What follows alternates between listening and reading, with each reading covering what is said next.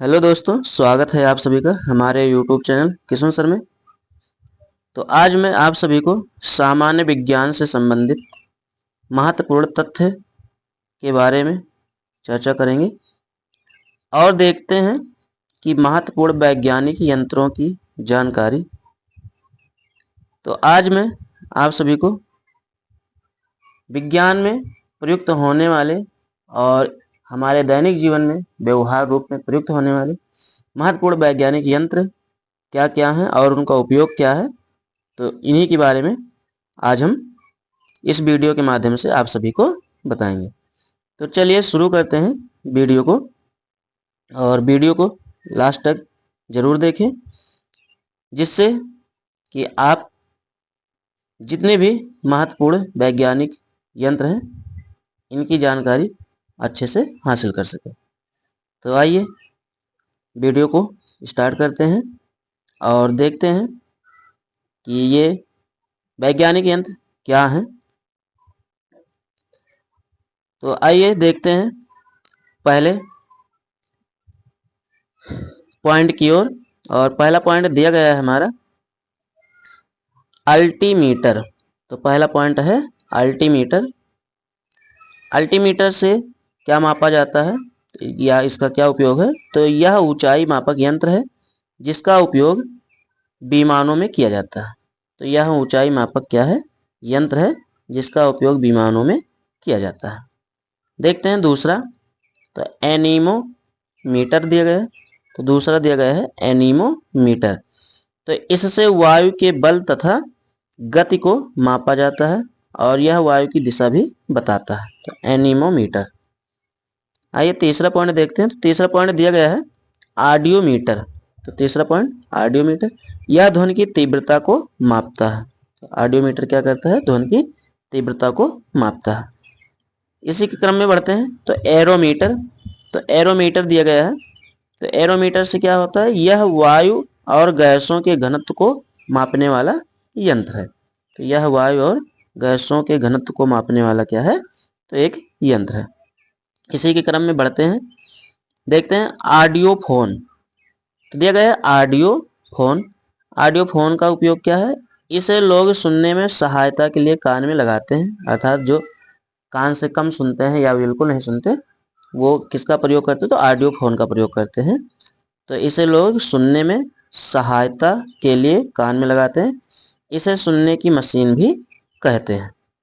आइए देखते हैं बैरोग्राफ। अगला पॉइंट है बैरोग्राफ। बैरोग्राफ बताया गया है कि यह वायुमंडल के दाब में होने वाले परिवर्तन को लगातार मापता रहता है और स्वतः ही इसका ग्राफ भी बना देता है। तो वायुमंडल में लगातार जो परिवर्तन होते रहते हैं उसे मापता रहता है और स्वतः ही उसका ग्राफ बना देता है। कौन? तो बनाता है बैरोग्राफ। इसी क्रम में बढ़ेंगे तो बाइनोकुलर्स। तो बाइनोकुलर्स दिया गया है इसी क्रम में बाइनोकुलर्स। तो देखते हैं बाइनोकुलर्स। इससे दूर स्थित वस्तुएं स्पष्ट देखी जा सकती हैं। तो इससे दूर की वस्तुओं को स्पष्ट देखा जा सकता है। इसी के क्रम में कैलिपर्स। तो कैलिपर्स देखते हैं। कैलिपर्स क्या है? तो इससे बेलनाकार तथा गोल वस्तुओं के भीतरी तथा बाहरी व्यास को मापा जा सकता है। तो बताया गया है कैलिपर्स को कि इससे बेलनाकार तथा गोल वस्तुओं के भीतरी तथा बाहरी व्यास को मापा जा सकता है और इससे मोटाई भी मापी जा सकती है। तो इसी क्रम में देखते हैं कैलोरीमीटर। तो कैलोरीमीटर की ओर बढ़ते हैं।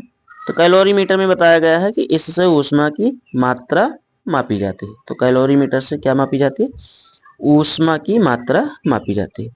इसी क्रम में देखते हैं अगला पॉइंट। तो दिया गया है कार्डियोग्राम। तो अगला पॉइंट दिया गया है कार्डियोग्राम। इससे हृदय रोग से ग्रसित व्यक्ति की हृदय गति जांची जाती है और हृदय गति के ग्राफ को कार्डियोग्राफ या ईसीजी अर्थात इलेक्ट्रोकार्डियोग्राफ कहते हैं। तो ईसीजी का फुल फॉर्म भी आप लोग समझ जाइए कि इलेक्ट्रोकार्डियोग्राफ होता है। आइए देखते हैं यहाँ पर अगले पॉइंट की ओर कंपास नीडल, या कह सकते हैं कंपास सुई। तो इसका उपयोग क्या होता है? तो कंपास सुई का उपयोग होता है, इसके द्वारा किसी स्थान पर उत्तर, दक्षिण दिशा आदि दिशाओं का ज्ञान प्राप्त किया जा सकता है। तो दिशा की जानकारी किससे प्राप्त की जाती है? तो कंपास नीडल अर्थात कंपास सुई से प्राप्त की जाती है। आइए देखते हैं अगला पॉइंट। तो दिया गया कार्बोरेटर। तो अगला पॉइंट क्या है? कार्बोरेटर है। तो अगले पॉइंट की ओर हम बढ़ेंगे। कार्बोरेटर। तो बताया गया है कार्बोरेटर में कि इससे अंतर्दहन पेट्रोल इंजनों में पेट्रोल तथा हवा का मिश्रण बनाया जाता है। तो इसका उपयोग कहाँ किया जाता है? इससे पेट्रोल इंजन और पेट्रोल के इंजनों में पेट्रोल तथा हवा के बीच मिश्रण बनाया जाता है। इसी तरह देखते हैं अगला पॉइंट। तो कंप्यूटर है। तो कंप्यूटर में दिया गया है कि यह एक गणितीय इलेक्ट्रॉनिक यांत्रिक व्यवस्था है। इसका उपयोग गणितीय समस्याओं को हल करने में किया जाता है। इसके अतिरिक्त कंप्यूटर का आज हमारे दैनिक जीवन में बहुत ही महत्वपूर्ण योगदान है, अर्थात कंप्यूटर हमारे जीवन को बहुत ही अच्छे से उपयोग कर रहा है। आइए देखते हैं इसी के क्रम में रंगमापक यंत्र। तो रंगमापक यंत्र है, दिया गया है रंगों की गहनता की माप करने वाला यंत्र है। तो रंगों की गहनता की माप करने वाला यंत्र रंगमापक यंत्र। फिर इसके बाद दिया गया है साइटोस्कोप। साइटोस्कोप दिया गया है। साइटोस्कोप क्या है? कि मूत्राशय के आंतरिक भागों को सीधे ही देखने के लिए प्रयुक्त किए जाने वाला यंत्र है। तो जो मूत्राशय के आंतरिक भाग होते हैं अर्थात उसकी नली या उसके और अंदर के भाग, उसको देखने के लिए हम किसका प्रयोग करते हैं? तो साइटोस्कोप का प्रयोग करते हैं। इसी क्रम में आगे बढ़ते हैं। तो देखते हैं डायनमो। डायनमो का काम क्या होता है? डायनमो का उपयोग यांत्रिक ऊर्जा को विद्युत ऊर्जा में बदलने वाला यंत्र होता है डायनमो। इसी क्रम में बढ़ेंगे तो डायनमोमीटर। तो डायनमोमीटर में देखते हैं तो यह दिया गया विद्युत शक्ति को मापने का एक यंत्र है डायनमोमीटर। आगे बढ़ेंगे तो डिक्टाफोन दिया गया है। तो डिक्टाफोन क्या है? तो इसका प्रयोग करते हैं तो अपनी बात तथा देखते हैं अपनी बात तथा दूसरे व्यक्ति को सुनाने के लिए इस यंत्र द्वारा रिकॉर्ड किया जाता है। तो अपनी बात को दूसरे व्यक्ति को सुनाने के लिए इस यंत्र का प्रयोग किया जाता है। किसका प्रयोग? तो डिक्टाफोन का। आगे देखते हैं तो डायलेटोमीटर। तो डायलेटोमीटर दिया गया है। यह यंत्र किसी वस्तु में उत्पन्न आयतन के परिवर्तन को मापता है। तो किसी वस्तु में उत्पन्न जो आयतन में परिवर्तन होता है उसी की माप करता है, तो डायलेटोमीटर करता है। आइए देखते हैं इलेक्ट्रिक मोटर। तो इलेक्ट्रिक मोटर क्या है? तो विद्युत ऊर्जा को यांत्रिक ऊर्जा में बदलने वाला एक यंत्र है इलेक्ट्रिक मोटर। इसी के क्रम में देखते हैं तो इलेक्ट्रोस्कोप। तो इलेक्ट्रोस्कोप क्या है?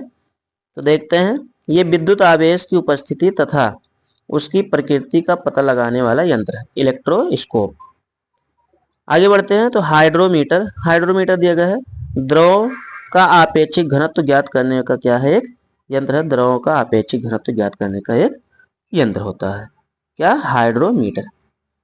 और इसी के क्रम में बढ़ेंगे तो हाइड्रोमीटर से ही मिलता जुलता हाइग्रोमीटर है। ये तो हाइड्रोमीटर, ये हाइग्रोमीटर। तो हाइग्रोमीटर का उपयोग क्या होता है? इसका उपयोग होता है कि वायुमंडल की आर्द्रता को मापने वाला यंत्र होता है हाइग्रोमीटर। इसी से मिलता जुलता अगला है हाइड्रोफोन। तो हाइड्रोफोन का उपयोग क्या है? तो पानी के अंदर ध्वनि तरंगों को संसूचित करने वाला यंत्र है। तो पानी के अंदर ध्वनि की तरंगे किस प्रकार से अंदर जाती हैं उसे संसूचित करने का क्या है? ये यंत्र है। आइए देखते हैं हार्ट लंग्स मशीन। तो हार्ट लंग्स मशीन क्या होता है? हृदय और फेफड़ों का ऑपरेशन करते समय यह मशीन काम आती है, हार्ट लंग्स मशीन। आगे देखते हैं इसी क्रम में तो दिया गया है लैक्टोमीटर। लैक्टोमीटर क्या होता है? तो ये दूध की शुद्धता जांच करने का एक यंत्र है और यह यंत्र दूध का आपेक्षिक घनत्व मापता है जिससे उसमें पानी की मात्रा का पता चलता है कि उसमें पानी मिलाया गया है या नहीं मिलाया गया है। आइए देखते हैं अगला पॉइंट तो दाब मापी। तो मैनोमीटर कहते हैं इसे, दाब मापी। तो इससे गैसों का दाब ज्ञात किया जाता है। किससे? तो यहाँ पर दिया गया है गैसों मतलब दाब मापी से। तो दाब मापी से हम किसका प्रयोग करते हैं? तो यहाँ पर हम प्रयोग करते हैं गैसों का दाब ज्ञात करने के लिए दाब मापी का प्रयोग करते हैं। आइए देखते हैं मैग्नेट्रॉन। तो मैग्नेट्रॉन क्या है? तो यहाँ दिया गया है मैग्नेट्रॉन विशेष प्रकार की इलेक्ट्रॉन ट्यूब जो बहुत छोटी तरंग वाली सूक्ष्म तरंगे अर्थात माइक्रोवेव उत्पन्न करती हैं। तो ये है मैग्नेट्रॉन। इसी तरह देखते हैं चुंबकत्व मापी अर्थात मैग्नेटोमीटर। तो मैग्नेटोमीटर क्या है? यह विभिन्न चुंबकीय आघूर्ण तथा चुंबकीय क्षेत्र की तुलना करने के लिए प्रयुक्त किया जाने वाला एक यंत्र होता है। आगे देखते हैं माइक्रोमीटर। तो माइक्रोमीटर क्या होता है? बहुत छोटे व्यासों तथा मोटाइयों को मापने वाला यंत्र होता है। तो माइक्रोमीटर होता है। माइक्रोफोन देखते हैं। तो माइक्रोफोन क्या है? यह यंत्र ध्वनि तरंगों को विद्युत स्पंदों में परिवर्तित करता है। तो यह यंत्र क्या काम आता है?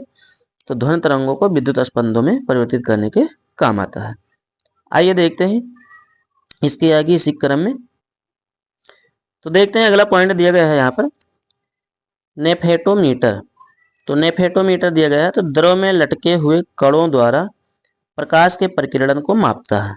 तो द्रव में लटके हुए कणों द्वारा प्रकाश के प्रकीर्णन को यह मापता है। इसके बाद दिया गया है ओडोमीटर। तो ओडोमीटर क्या है? इससे मोटर गाड़ी की गति को ज्ञात किया जाता है और इसे चक्कर मापी भी कहते हैं। ओडोमीटर को क्या कहते हैं? तो चक्कर मापी भी हम कहते हैं ओडोमीटर को। तो आइए देखते हैं यहाँ पर रडार। रडार दिया गया है। तो रडार क्या है? रडार का उपयोग क्या होता है? तो रेडियो तरंगों द्वारा पास आते हुए वायुयान की गति, तो रेडियो तरंगों द्वारा पास आती हुई वायुयान की दिशा और दूरी को ज्ञात करने के लिए इस यंत्र का प्रयोग किया जाता है। अर्थात रडार का वास्तव में जो फुल रूप है वो क्या है? Radio detection and ragging. तो रेडियो डिटेक्शन एंड रैंगिंग इसका रूप है, रडार का विस्तृत रूप, और इसे रेडियो डिटेक्शन एंड रैंगिंग का संक्षिप्त रूप रडार कहलाता है। तो आइए देखते हैं रेडियो माइक्रोमीटर क्या है। तो रेडियो माइक्रोमीटर इसके द्वारा ऊष्मीय विकिरण को मापा जाता है। रेडियो माइक्रोमीटर के द्वारा। रेडिएटर क्या है? तो रेडिएटर देखते हैं। तो यह कारों तथा गाड़ियों के इंजनों को ठंडा करने वाला उपकरण होता है रेडिएटर। आइए देखते हैं इसी क्रम में आगे रेन गेज। रेन गेज दिया गया है। तो रेन गेज क्या है? तो इससे किसी विशेष स्थान पर हुई वर्षा की मात्रा मापी जाती है रेन गेज के द्वारा। रेडियोमीटर क्या है? तो रेडियोमीटर देखते हैं। तो इस यंत्र द्वारा विकिरण ऊर्जा की तीव्रता को मापा जाता है रेडियोमीटर द्वारा। उसके बाद दिया गया है शर्करा मापी। तो शर्करा मापी को तो देखते हैं। यह यंत्र किसी घोल में शक्कर की मात्रा मापने के काम आता है। अर्थात उस घोल में शक्कर की कितनी मात्रा ये पता लगाने के लिए हम शर्करा मापी का उपयोग करते हैं। आगे देखते हैं स्पेक्ट्रोमीटर। तो स्पेक्ट्रोमीटर का उपयोग क्या होता है? तो इस यंत्र के माध्यम से विभिन्न प्रकार के स्पेक्ट्रमों का अध्ययन किया जाता है तथा विभिन्न रंगों के तरंग दैर्ध्य को मापा जाता है। तो स्पेक्ट्रोमीटर के द्वारा। स्पीडोमीटर देखते हैं। तो स्पीडोमीटर दिया गया है। इससे मोटर गाड़ी की गति मापी जाती है स्पीडोमीटर के द्वारा। आगे बढ़ते हैं स्फिग्नोमैनोमीटर। तो स्फिग्नोमैनोमीटर क्या है? तो इससे मानव की धमनियों में बहने वाले रक्त का दाब मापा जाता है, अर्थात रक्तचाप, जिसे हम क्या कहते हैं? ब्लड प्रेशर कहते हैं। तो ब्लड प्रेशर किससे मापा जाता है? स्फिग्नोमैनोमीटर से मापा जाता है। आइए देखते हैं स्फिग्मोफोन। तो स्फिग्मोफोन क्या है? तो इससे नाड़ी धड़कन को तेज ध्वनि में सुना जा सकता है। तो स्फिग्मोफोन से क्या होता है कि नाड़ी की धड़कन को तेज ध्वनि में सुना जा सकता है। जो नाड़ी की धक धक आवाज होती है उसे हम तेज ध्वनि में सुन सकते हैं। इसके बाद दिया गया है स्टीरियोस्कोप। तो स्टीरियोस्कोप क्या है? यह एक प्रकार का उत्तम बायनोकुलर है। इससे किसी द्विविमीय चित्र को भली भांति देखा जा सकता है। तो स्टीरियोस्कोप से। सेक्सटेंड। तो सेक्सटेंट क्या है? तो सेक्सटेंट है इस यंत्र द्वारा सुदूर के पर्वत, वृक्ष, टावर आदि की ऊंचाई मापी जाती है और नौचालक यानी नेविगेटर इसके द्वारा किसी स्थान का अक्षांश भी मापते हैं। किसके द्वारा? तो सेक्सटेंट के द्वारा। स्पेक्ट्रोस्कोप। तो स्पेक्ट्रोस्कोप देखते हैं। स्पेक्ट्रम को देखने के लिए इस यंत्र का उपयोग किया जाता है, स्पेक्ट्रोस्कोप का। आइए बढ़ते हैं इसी क्रम में। तो दिया गया है स्टेथोस्कोप। अगला पॉइंट दिया गया है हमें स्टेथोस्कोप दिया गया है। इसका उपयोग क्या होता है? इस यंत्र का प्रयोग डॉक्टरों द्वारा फेफड़ों तथा हृदय की धड़कनों और ध्वनियों को सुनने तथा उनकी व्याख्या करने के लिए प्रयोग किया जाता है, स्टेथोस्कोप का, जिसे हम आला के नाम से भी जानते हैं। आइए देखते हैं स्ट्रोबोस्कोप। तो स्ट्रोबोस्कोप क्या है? तीव्र गति करने वाली तीव्र गति करने वाली वस्तुओं को देखने के लिए इसका उपयोग किया जाता है, स्ट्रोबोस्कोप का। और इसी क्रम में आगे बढ़ेंगे तो टैकोमीटर क्या है? इस यंत्र द्वारा शाफ्ट की गति, विशेषता वायुयान और मोटर बोट में लगे हुए शाफ्ट, विशेषता घूर्णन गति मापी जाती है। तो शाफ्ट जानते हैं जो कि घूमता है, घूर्णन गति करते हुए उसकी गति को मापते हैं, किसके द्वारा? टैकोमीटर के द्वारा। टेलीस्टार, आइए देखते हैं टेलीस्टार। तो 10 जुलाई 1962 को अमेरिका द्वारा केप कैनेडी से छोड़ा गया यह अंतरिक्ष का संचार उपग्रह है और इसके द्वारा एक देश के निवासी दूसरे देश के निवासियों से टेलीफोन द्वारा बातचीत कर सकते हैं। इसके अतिरिक्त टेलीविजन संचार भी विभिन्न क्षेत्रों में या विभिन्न देशों में इसके द्वारा संभव हो सका है। तो किसके द्वारा? टेलीस्टार के द्वारा, और जो कि 10 जुलाई 1962 को ही अमेरिका द्वारा इसे अंतरिक्ष में छोड़ा गया है। आइए देखते हैं इसी क्रम में टैक्योमीटर। तो टैक्योमीटर को देखते हैं तो सर्वेक्षण के समय दूरी, उन्नयन आदि मापने वाला यंत्र है टैक्योमीटर। आइए आगे बढ़ते हैं। तो दिया गया है टेलीप्रिंटर। टेलीप्रिंटर क्या है? यह एक यंत्र एक स्थान से दूसरे स्थान पर टाइप किए हुए समाचार पत्र भेजता है, यानी समाचार को भेजता है और उनका अभिग्रहण भी करता है, टेलीप्रिंटर। टोनोमीटर देखते हैं। तो टोनोमीटर क्या है? किसी ध्वनि की पिच यानी तारत्व या आवृत्ति को मापने वाला यंत्र टोनोमीटर होता है। ट्रांसपोंडर देखते हैं। तो इस यंत्र का काम है किसी संकेत अर्थात सिग्नल को ग्रहण करना और उसके उत्तर को तुरंत प्रेषित करना अर्थात पहुंचाना। इसका काम है कि किसी संकेत अर्थात सिग्नल को ग्रहण करके उसके उत्तर को तुरंत प्रेषित करना। इसके बाद दिया गया है अल्ट्रासोनोस्कोप। तो अल्ट्रासोनोस्कोप क्या है? यह यंत्र पराध्वनि यानी अल्ट्रासोनिक साउंड को और मापता है और उसको प्रयुक्त करता है। इसका उपयोग मस्तिष्क के ट्यूमर का पता लगाने, हृदय के दोषों को ज्ञात करने आदि के लिए इकोग्राम बनाने में किया जाता है। तो आगे देखते हैं बेंचुरीमीटर। तो बेंचुरीमीटर क्या है? तो द्रव के प्रवाह की दर को ज्ञात करने के लिए हम किसका प्रयोग करते हैं? तो बेंचुरीमीटर का प्रयोग करते हैं, अर्थात द्रव के प्रवाह की दर ज्ञात करने